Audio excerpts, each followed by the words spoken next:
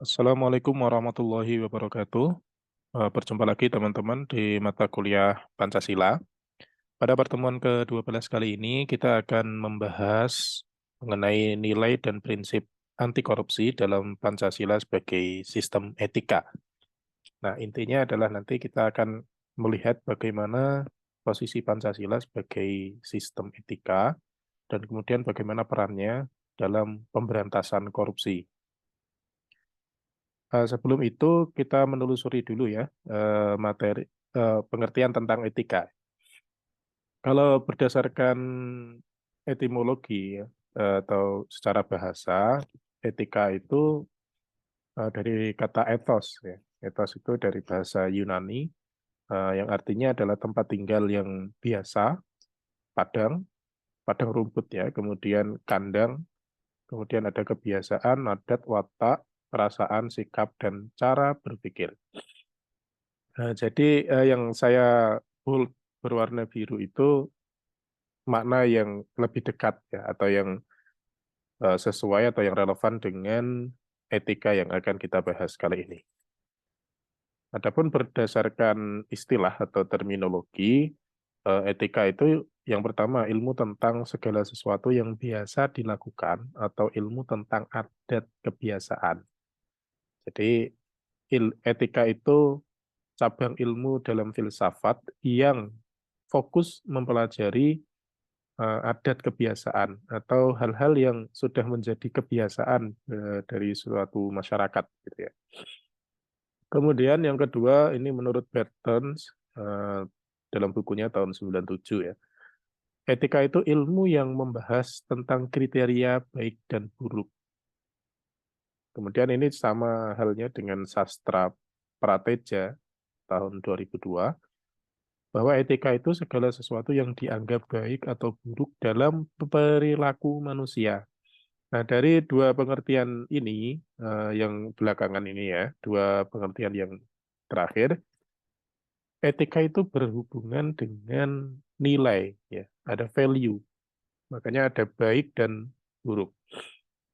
Jadi apakah perilaku seseorang atau kebiasaan itu baik atau buruk, nah itu berhubungan dengan etika. Di dalam lingkup etika itu menentukan baik atau buruknya perilaku manusia. Nah, ini menurut istilah ya, etika menurut istilah.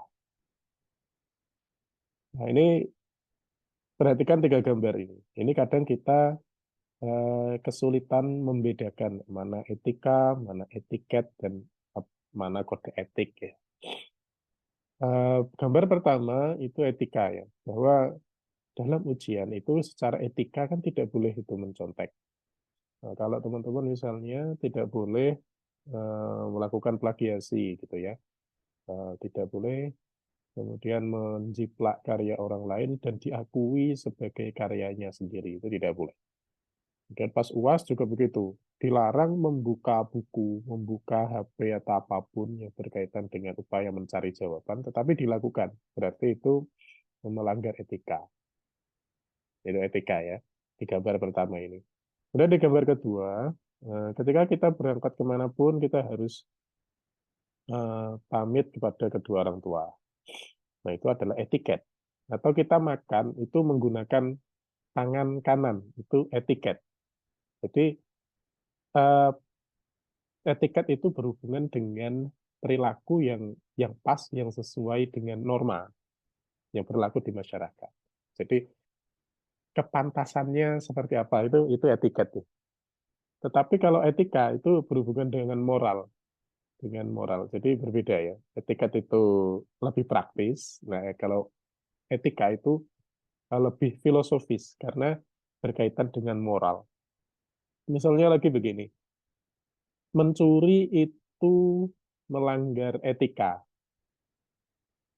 Ya walaupun dia ketika mencuri, seseorang ketika mencuri itu menggunakan tangan kanan. Sesuai dengan etiket ketika kita mengambil barang, itu menggunakan tangan kanan. Itu nggak peduli bahwa dia mencuri itu pakai tangan kanan kah atau tangan kiri, itu tetap melanggar etika. Walaupun secara etiket dia benar, ya kan? Bahwa Misalnya ketika dia mencuri kemudian mengasihkan barang curian itu ke temannya menggunakan tangan kanan. Itu kan etiket yang baik. Itu tetap salah menurut etika karena dia mencuri, mengambil hak milik orang lain. Nah, beda ya etika sama etiket. Kemudian selanjutnya ada kode etik. Kode etik biasanya dalam sebuah profesi itu pasti ada kode etik. Karena kode etik inilah yang mengatur bagaimana seorang profesional itu bekerja di dalam bidangnya.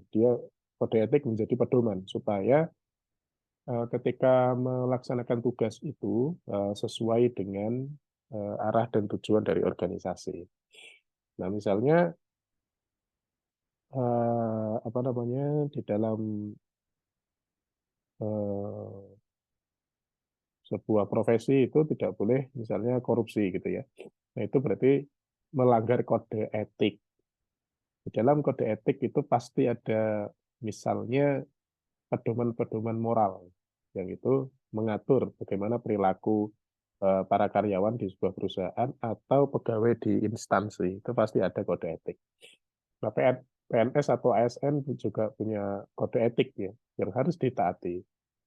Entah itu PNS di lingkup Kementerian Agama atau di Kemendikbud misalnya. Bahkan di UIN Malang pun dosen itu punya kode etik, begitupun mahasiswa ya. Semuanya kode etik. Nah, kalian silakan perhatikan misalnya di Tarbiyah itu kode etik mahasiswa Tarbiyah itu seperti apa. Itu ada itu. Kalau kalian naik ke tangga itu kan ada tuh. Naik ke tangga di fakultas lantai 2 itu. Nah, teman-teman akan melihat ada gambar-gambar di dinding itu ada salah satunya yang menyebut kode etik mahasiswa Fakultas Tarbiyah UIN Malang. Itu di situ teman-teman bisa lihat ya. Nah, dosen UIN Malang juga sama ya. Dosen UIN Malang juga kena kode etik. Bagaimana menjadi dosen UIN Malang yang baik, yang itu selaras dengan visi misinya UIN Malang. Nah, itu dia perbedaan etika, etiket, dan kode etik ya. Kalau etika tadi asal katanya itu dari ethos, tapi kalau etiket itu etiket, pakai ki, etiquette ya. Beda. Jadi asal katanya saja sudah berbeda. Kemudian kode etik, kalau kode etik ini hubungannya dengan etika, ya, karena dia bagian dari etika sebenarnya. Nah, bisa dipahami ya perbedaan antara etika, etiket, dan kode etik. Nah, kita masuk ke aliran etika ya. Di dalam aliran etika itu ada tiga. Ada keutamaan, ada aliran teleologis, kemudian ada deontologis. Nah, aliran keutamaan ini fokusnya pada kebijakan atau virtue. Ya. Nah, fokusnya lagi adalah what should I be? Bagaimana manusia itu seharusnya. Ya, bagaimana kita menjadi manusia. Bagaimana kita seharusnya menjadi manusia yang bagaimana gitu. Kita itu harus menjadi manusia yang seperti apa sih? Nah, itu fokus pada etika aliran keutamaan.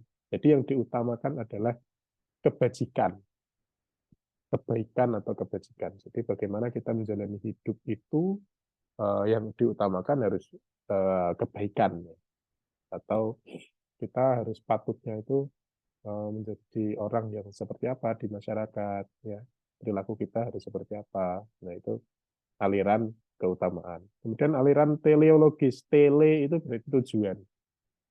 Teleologis berarti fokusnya adalah di aliran kedua ini fokus pada tujuan akhir ya.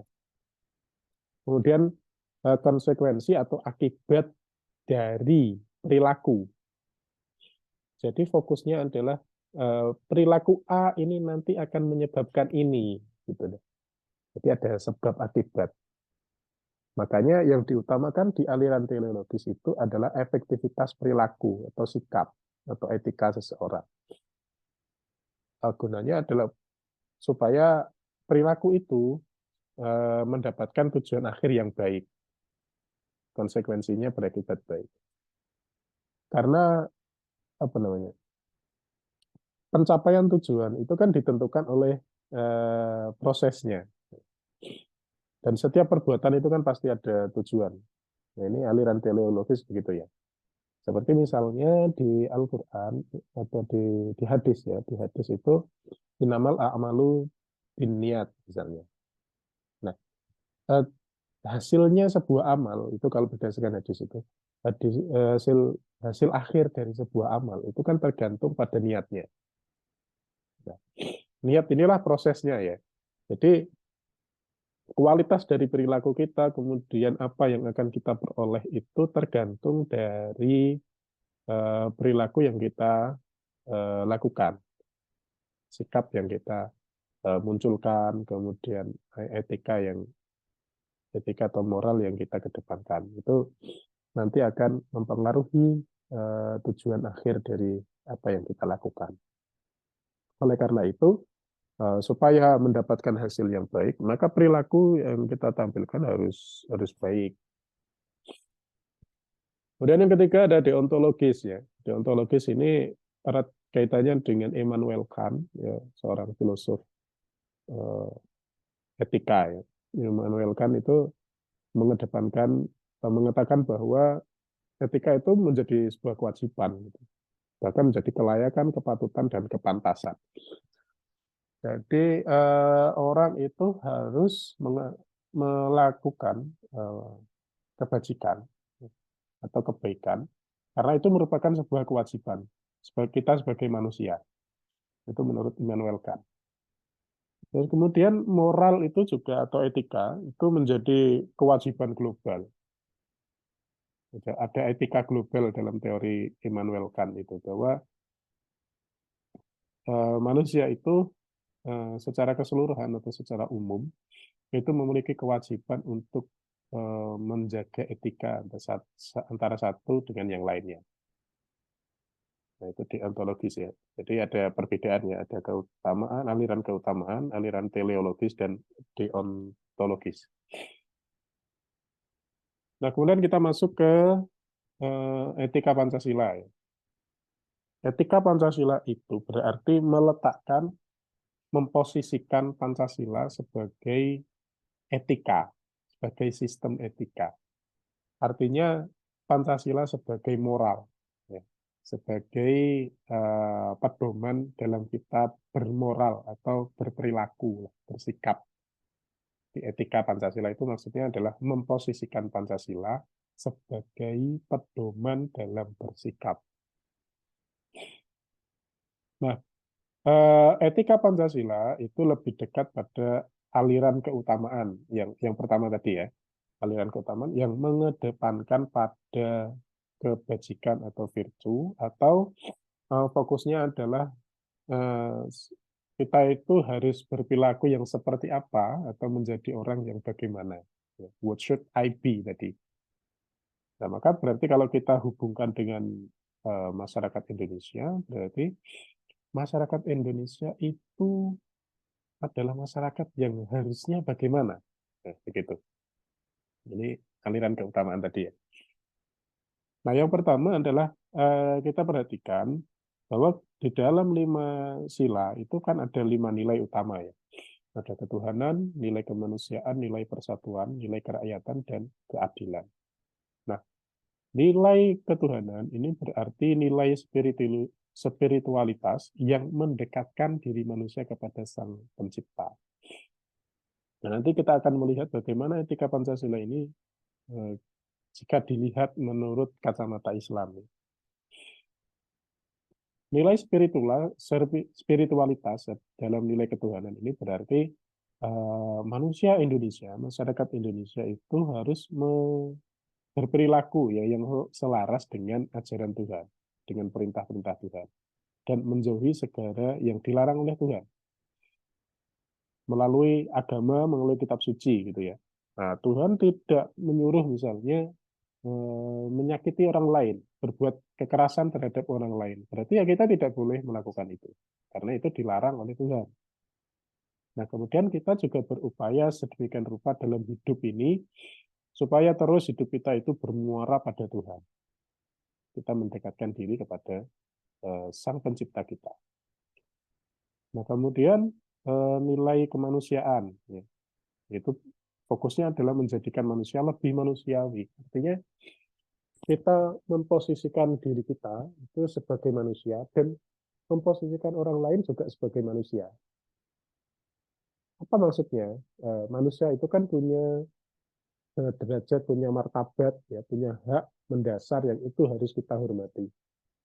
Nah, kalau kita mau dihormati, dihargai oleh orang lain, ya, hak kita itu dihormati oleh orang lain, ya, kita harus berperilaku yang sama. Kita juga harus menghormati orang lain. Jangan hanya menuntut untuk minta dihormati, tetapi tidak mau menghormati orang lain. Nah, ini keliru ya. Kalau kamu tidak mau dicubit, ya jangan mencubit orang. Kalau kamu ingin dihormati, ya harus menghormati orang. Itu kan uh, prinsip dasar banget itu yang harus harus kita pahami. Jangan menyuruh orang menghormati kalau kamu belum bisa menghormati orang lain. Kemudian nilai persatuan itu hubungannya dengan nilai solidaritas, rasa kebersamaan, ya, atau cinta tanah air. Berarti orang Indonesia harus mencintai negaranya, mencintai tanah airnya, tanah kelahirannya. Nah, bagaimana wujud cintanya? Ya, bangga dengan apa yang dimiliki budayanya, ya kemudian lingkungannya, alamnya, kemudian tidak hanya bangga tapi juga berusaha sedemikian rupa menjaga dan melestarikan. Itu nilai persatuan ya.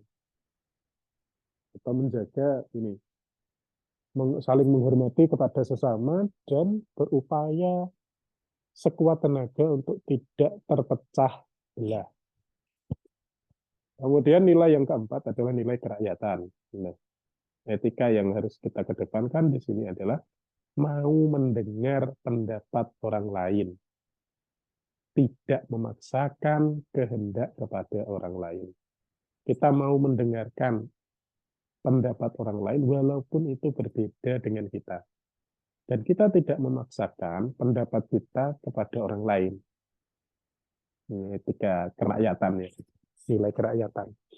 Jadi ketika kita bermusyawarah itu, ya kita harus mendengarkan bagaimana orang lain berpendapat dan pendapatnya apa. Walaupun itu tidak sama dengan kita pendapatnya dan kita tidak sepakat misalnya, tetapi ketika pendapat orang lain itu menjadi mufakat, artinya disepakati oleh yang hadir dalam musyawarah itu, ya harus kita hormati dan harus kita terima.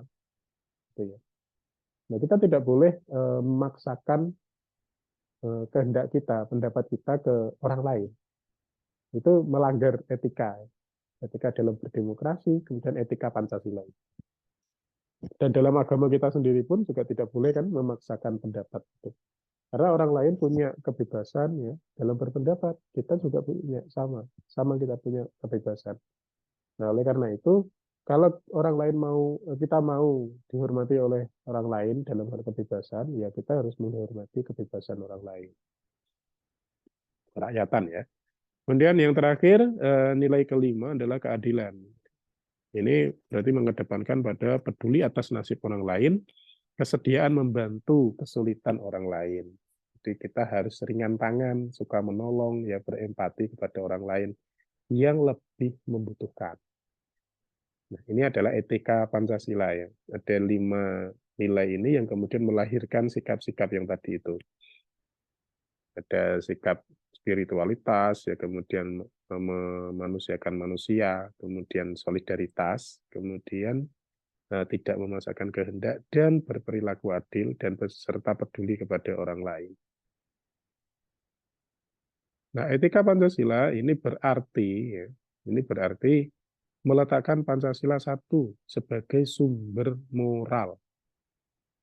Jadi moral kita, moralitasnya orang Indonesia itu bersumbernya dari Pancasila atau menjadikan Pancasila sebagai salah satu sumbernya di samping nanti ada sumber dari agama, misalnya begitu ya.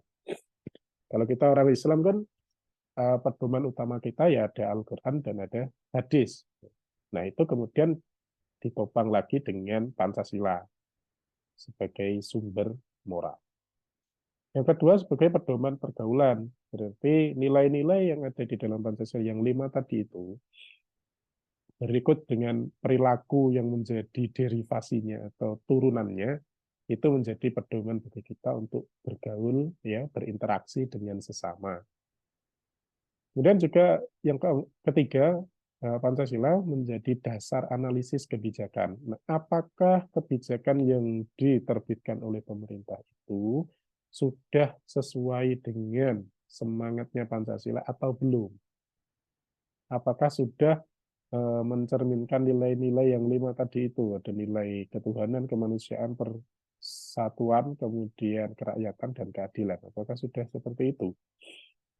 Nah, berarti Pancasila di sini sebagai dasar analisis kebijakan, kualitas dari sebuah kebijakan. Yang keempat, berarti menjadi filter pemikiran dan budaya. Nah, di era sekarang ini, di era digitalisasi ini, serangan, ya, atau ancaman pemikiran dan budaya, ya, termasuk ideologi dari luar itu sedemikian intens dan derasnya, ya, datangnya ke negara kita itu. Dan itu tanpa kita sadari sudah tiba-tiba masuk dan berada di tengah-tengah kita. Nah, etika Pancasila menjadi filter atas pemikiran dan budaya yang datang dari luar itu. Dia akan memfilter mana yang sesuai dan mana yang tidak sesuai.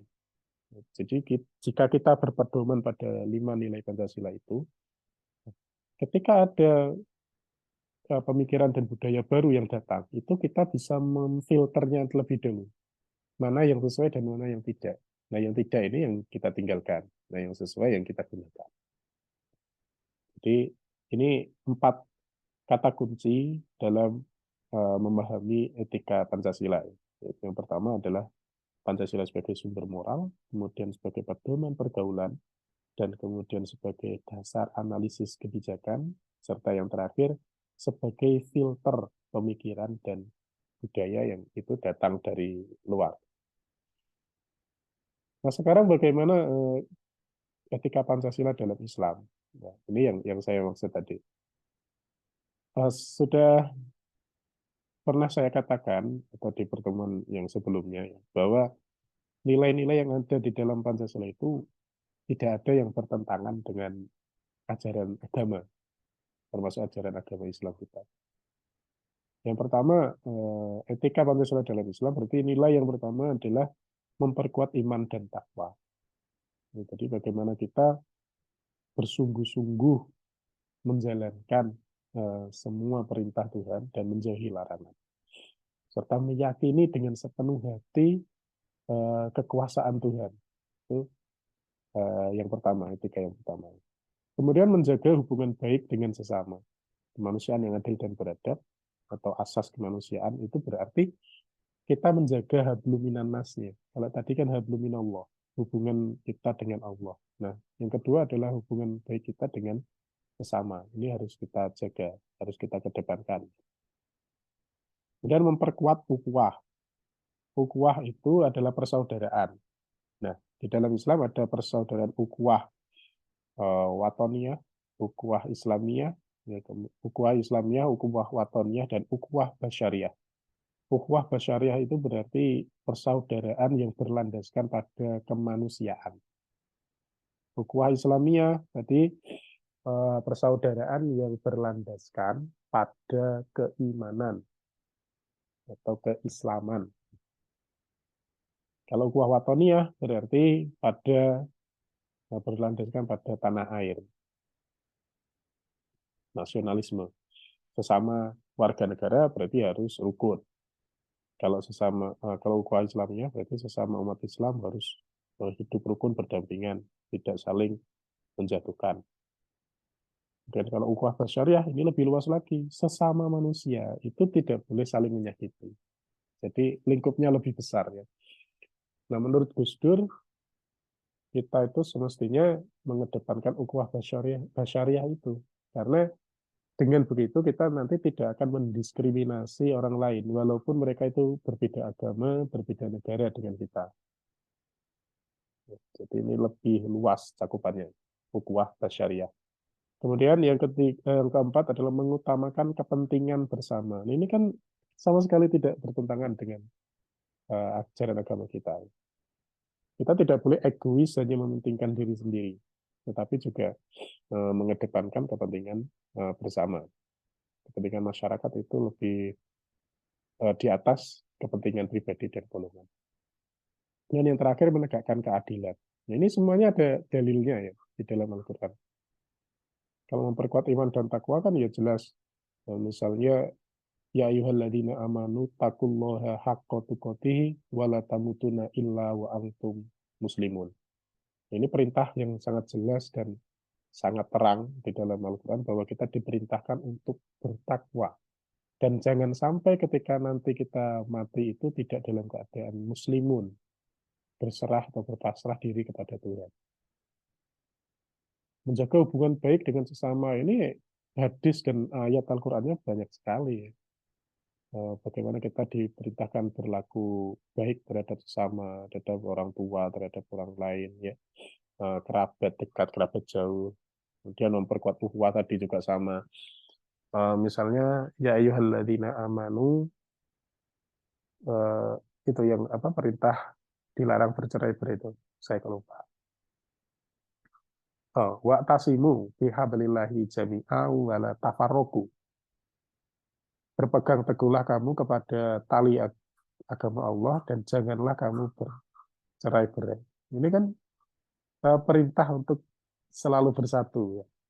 Kemudian yang keempat tadi kerakyatan, kepemimpinan. Berarti ada hadis misalnya ya, bahwa setiap orang di antara kita itu adalah pemimpin. Kulukum ro'in wa kulukum mas'ulun an ro'iyati.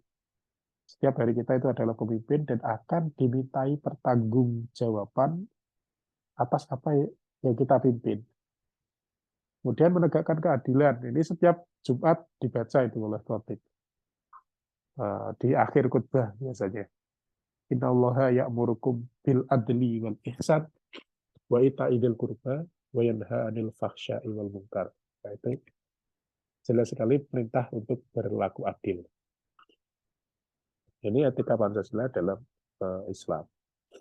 Nah, apa sih apa namanya urgensi dari etika Pancasila? Kenapa kita harus ya menggunakan etika Pancasila? Yang pertama, negara kita sedang darurat korupsi. Korupsi sudah terjadi di berbagai level kepemimpinan. Entah itu di pusat, bahkan sampai di daerah juga terjadi korupsi. Maka kita harus membentengi diri kita dari jurang korupsi ini ya dengan menggunakan etika Pancasila tadi. Yang kedua, terorisme ya. Nah, terorisme ini juga masuknya ke tengah-tengah kita itu sangat halus sekali. Sehingga kita harus betul-betul hati-hati, terutama dalam hal memilih organisasi, memilih komunitas kajian. Ya. Sekarang itu banyak bermunculan majelis-majelis taklim yang itu ternyata disisipi oleh ideologi-ideologi garis keras. Nah ini teman-teman harus hati-hati ya. Mengikuti kajian nggak masalah, tetapi dicermati dulu, dilihat dulu ideologinya seperti apa kajian ini. Apakah mengarahkan jamaahnya untuk kemudian berhaluan keras atau tidak, yang fanatik terhadap Islam atau tidak. Ini nanti dilihat dulu sebelum mengikuti kajian atau majelis taklim. Nah, sekarang soalnya sasarannya itu mahasiswa, ya. Jadi sangat mudah sekali. Kemudian pelanggaran HAM, ya. Banyak terjadi pelanggaran HAM di negara kita dan itu tidak diusut tuntas biasanya karena tersangkut pada misalnya ada elit yang berkuasa di situ. Nah, kita di level bawah ini, di grassroots ya, di akar rumput yang rakyat jelata ini tidak boleh sampai terjerumus ke pelanggaran HAM ini. Maka kita harus membentengi diri kita dari perilaku yang negatif tersebut. Kemudian kesenjangan sosial ekonomi di negara kita juga masih tinggi ya. Jurang antara yang terbentang antara kemiskinan dan kekayaan itu tinggi. Aset-aset penting di negara kita, ya, tanah-tanah itu dikuasai segelintir orang saja. Sementara yang lain masih kesulitan untuk bertempat tinggal saja itu kesulitan. Ya, seperti pada gambar itu, mereka harus, anak-anak kecil itu ya, hidup di bantaran rel kereta api ya, dengan rumah yang sama sekali tidak layak. Ini silakan teman-teman kalau ada waktu longgar atau sedang naik kereta itu amati saja sepanjang rel itu pasti ada perkampungan kumuh. pasti ada perkampungan kumuh. Silakan misalnya ketika ke Surabaya, kemudian dari Gubeng, ya, dari Gubeng ke Pasar Turi saja, teman-teman nanti akan melihat pemandangan yang ada di gambar ini. Terjadi kesenjangan sosial dan ekonomi. Kemudian ketidakadilan hukum. Sering kita katakan bahwa hukum kadang di negara kita itu tumpul ke atas dan tajam ke bawah. Artinya kesulitan sekali menjerat penjahat yang itu merupakan elit, orang elit. Tapi begitu penjahatnya adalah orang yang nggak punya apa-apa, itu tajam sekali hukumnya. Langsung aja ketemu. Nah kemarin misalnya terkait dengan kasus penghinaan terhadap Ibu Iriana, itu kan banyak dikritisi oleh netizen juga ya. Giliran gitu aja responnya misalnya penegak hukum itu cepat sekali, tetapi begitu nyangkutnya di kasus korupsi itu lama sekali, lama sekali. Nah, karena yang melakukan kejahatan yang tadi itu rakyat biasa saja, yang misalnya menghina Ibu Iriana itu orang biasa, bukan orang elit, bukan elit politik. Kalau elit politik ya beda cerita mungkin, nanti akan melalui proses yang panjang baru selesai perkaranya. Nah, seperti itulah penegakan hukum di negara kita. Kemudian ketaatan pajak yang masih minim ya. Banyak orang kaya yang tidak mau membayar pajak atau menghindari pembayaran pajak yang semestinya. Jadi misalnya pajak yang harus dia bayarkan selama setahun itu 20 juta, dia menghindar melaporkan yang dimiliki kekayaannya hanya senilai pajaknya hanya 7 juta misalnya. Nah, seperti itu banyak ya. Perusahaan-perusahaan itu juga karena tidak mau ongkos produksinya lebih mahal, ya bagaimana caranya supaya pajak itu yang mereka keluarkan tidak banyak-banyak. Nah ini diantara beberapa sederet permasalahan yang ada di negara kita yang itu membutuhkan Pancasila sebagai etika supaya kita tidak ikut terjerembab ke dalam jurang-jurang negatif. Nah kemudian selanjutnya hubungan antara etika Pancasila dan nilai-nilai anti korupsi. Ini jelas untuk nanti mencegah terjadinya korupsi. Kan salah satu upaya memberantas korupsi itu adalah pencegahan atau upaya preventif. Ini sudah kita bahas di pertemuan sebelumnya ya. Nah, ada 1, 2, 3, 4, 5, 6, 7, 8. Ada 8 nilai anti korupsi. Yang pertama kejujuran, kemudian kepedulian, kemandirian, tanggung jawab, kerja keras, keberanian, keadilan, dan kesederhanaan. Kejujuran jelas ya, kejujuran inilah yang akan membentengi kita dari perilaku koruptif. Makanya kita harus membiasakan jujur sejak dini. Kita biasakan dalam kehidupan sehari-hari, sekecil apapun kejujuran itu ya harus kita lakukan. Kepedulian terhadap sesama. Orang yang korupsi itu kan tidak peduli pada orang lain. Sudah tidak jujur, tidak peduli pada orang lain. Karena yang mereka korupsi kan haknya orang lain. Ya, mereka tidak peduli orang lain itu menderita kayak apa, ya terserah saja. Yang penting dia senang. Kemandirian, ya. Nah, yang ketiga adalah kemandirian. Ya, sebagai orang, supaya kita tidak melakukan korupsi, ya kita harus mandiri. Kita terbiasa melakukan usaha yang itu bisa kita lakukan sendiri, tidak menggantungkan pada haknya orang lain. Gitu.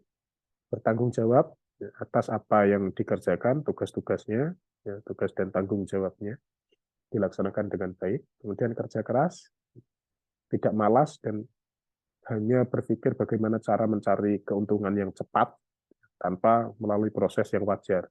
Itu nanti akan rentan sekali melakukan korupsi.